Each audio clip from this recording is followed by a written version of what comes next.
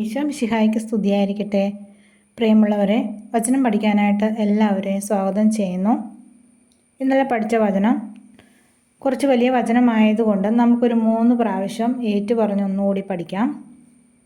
നിയമാവർത്തനം 4:7.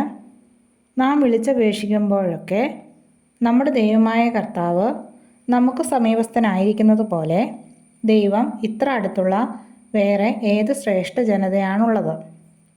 നിയമാവർത്തനം 4:7. നാം വിളിച്ചപേക്ഷിക്കുമ്പോഴൊക്കെ നമ്മുടെ ദൈവമായ കർത്താവ് നമുക്ക് സമീപസ്ഥനായിരിക്കുന്നത് പോലെ ദൈവം ഇത്ര അടുത്തുള്ള വേറെ ഏത് ശ്രേഷ്ഠ ജനതയാണുള്ളത്? നിയമാവർത്തനം 4:7. നാം വിളിച്ചപേക്ഷിക്കുമ്പോഴൊക്കെ നമ്മുടെ ദൈവമായ കർത്താവ് നമുക്ക് സമീപസ്ഥനായിരിക്കുന്നത് പോലെ ദൈവം ഇത്ര അടുത്തുള്ള വേറെ ഏത് ശ്രേഷ്ഠ ജനതയാണുള്ളത്? ഇനി നമുക്ക് ഇന്നത്തെ വചനം പഠിക്കാം. സങ്കീർത്തനം 90:14.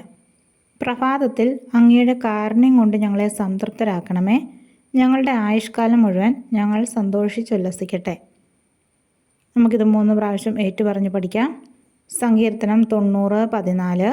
പ്രഭാതത്തിൽ അങ്ങയുടെ കാരുണ്യം കൊണ്ട് ഞങ്ങളെ സംതൃപ്തരാക്കണമേ, ഞങ്ങളുടെ ആയുഷ്കാലം മുഴുവൻ ഞങ്ങൾ സന്തോഷിച്ചുല്ലസിക്കട്ടെ.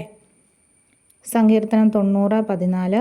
പ്രഭാതത്തിൽ അങ്ങയുടെ കാരുണ്യം കൊണ്ട് ഞങ്ങളെ സംതൃപ്തരാക്കണമേ, ഞങ്ങളുടെ ആയുഷ്കാലം മുഴുവൻ ഞങ്ങൾ സന്തോഷിച്ചുല്ലസിക്കട്ടെ.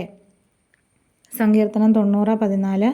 പ്രഭാതത്തിൽ അങ്ങയുടെ കാരുണ്യം കൊണ്ട് ഞങ്ങളെ സംതൃപ്തരാക്കണമേ, ഞങ്ങളുടെ ആയുഷ്കാലം മുഴുവൻ ഞങ്ങൾ സന്തോഷിച്ചുല്ലസിക്കട്ടെ. ഇന്നത്തെയും വചനങ്ങൾ കുറച്ച് വലിയ വചനങ്ങളാണ്, എങ്കിലും നമുക്ക് പഠിക്കാം. എല്ലാവരും ബുക്കിലേക്ക് എഴുതുകയും പഠിക്കാൻ ശ്രമിക്കുകയും ചെയ്യുക. ഈ ആഴ്ച മുഴുവൻ റിപ്പീറ്റ് ചെയ്യുന്നതുകൊണ്ട് നമ്മൾ ഈ ഒരാഴ്ച കഴിയുമ്പോഴത്തേക്ക് ഇത് പഠിച്ചോളും.